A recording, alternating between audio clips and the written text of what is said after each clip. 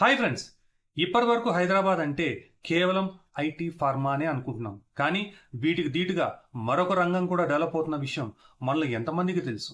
రానున్న రోజుల్లో హైదరాబాద్ అంటే మరొక ఏరోస్పేస్ సిటీ అవబోతుందన్న విషయం మీలో ఎంతమందికి తెలుసు?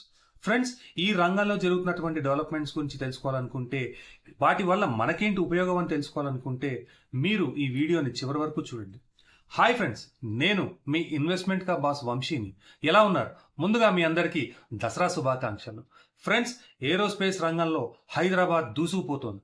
ఆల్రెడీ ఫేజ్ 1 రూపంలో ఆదిబట్ల దగ్గర పెద్ద కంపెనీస్ అయినటువంటి టాటా, జిఎంఆర్, బోయింగ్ వంటి కంపెనీస్ ప్రొడక్షన్ స్టార్ట్ చేసి ఇప్పటికే 28,000 కోట్ల ప్రొడక్ట్స్ ని ఎక్స్పోర్ట్ చేస్తోంది. దీన్ని దృష్టిలో పెట్టుకునే మన తెలంగాణ గవర్నమెంట్ ఫేజ్ 2ని ప్లాన్ చేసింది. ఈ ఫేజ్ 2లో చిన్న కంపెనీస్ ను కూడా ఎంఎస్ఎంఈ ద్వారా ప్రోత్సహించి రానున్న 5 సంవత్సరాల్లో 1,00,000 నుంచి 1,50,000 ఎంప్లాయ్మెంట్ తీసుకొచ్చే ప్లాన్ లో ఉంది. అలాగే రానున్న 5 సంవత్సరాల్లో 1,00,000 కోట్ల ఇన్వెస్ట్మెంట్ అట్రాక్ట్ చేయాలని మన తెలంగాణ గవర్నమెంట్ టార్గెట్ గా పెట్టుకుంది. మరి వీటన్నిటి వల్ల మనకేంటి ఉపయోగం ఆలోచిస్తున్నారా? ఫ్రెండ్స్, ఇప్పుడే గనక మనం ఒక మంచి ప్లేస్ లో ఇన్వెస్ట్ చేసి పెట్టుకుంటే ఈ డెవలప్మెంట్స్ అన్ని పూర్తయ్యేసరికి మన ప్రొడక్ట్ కూడా 2 నుంచి 3 రెట్లు పెరిగి మనకి మంచి ప్రాఫిట్స్ ఇస్తుంది. అవునంటారా కాదంటారా?